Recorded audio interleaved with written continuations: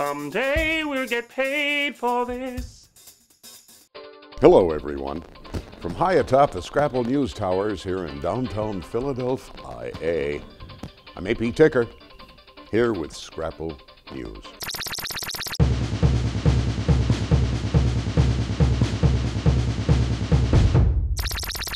The four horsemen of the apocalypse descended upon the East Coast, and the Dirty Jerz told them to fuck off. Strap in, kids, put your tinfoil hats on and take notes, because I'm about to drop some deep science on your ass. Here's what really happened. Hurricane Sandy was already big from energy gained from the warm water off the East Coast, combined with a cold jet stream coming down sharply from Canada.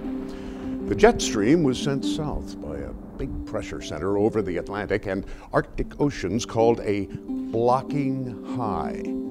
That was because of a phenomenon called the North Atlantic Oscillation, a positive or negative state of atmospheric pressure there. Climate scientists have shown that as Arctic sea ice melts from global warming, the N.A.O. is more likely to be negative.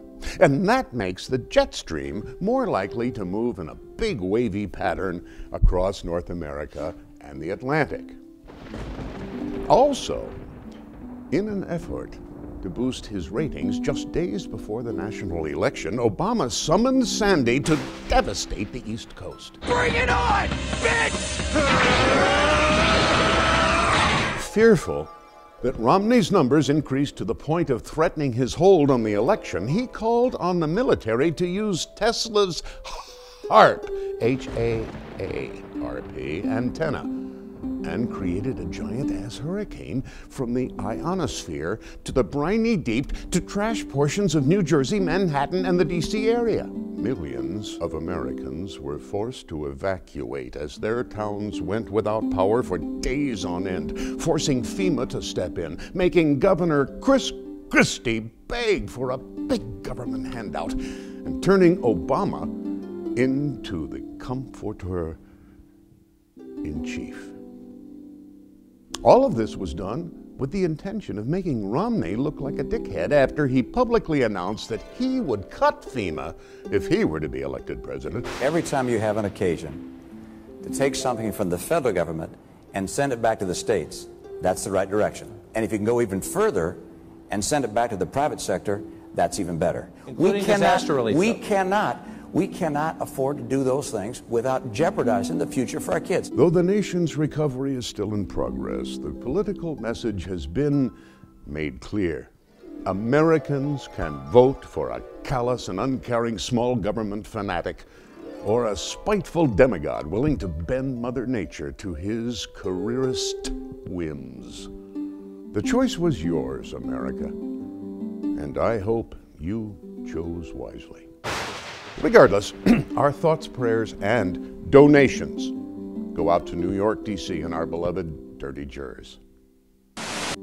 Finally, the Walt Disney Company purchased Lucasfilm Limited to the tune of $4 billion, I said billion with a B, dollars.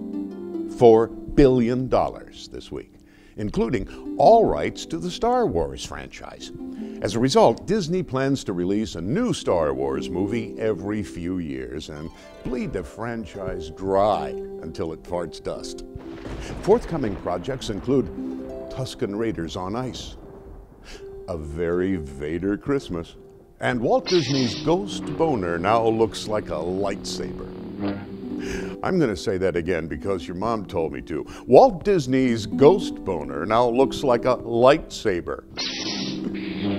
Till next time, I'm AP Ticker, and I find your lack of faith disturbing. Streets will dry, power will return, and homes will be rebuilt better than ever. And that happens because of you. I choose to remember you, and a spirit that is more powerful than any storm, a spirit that is forever.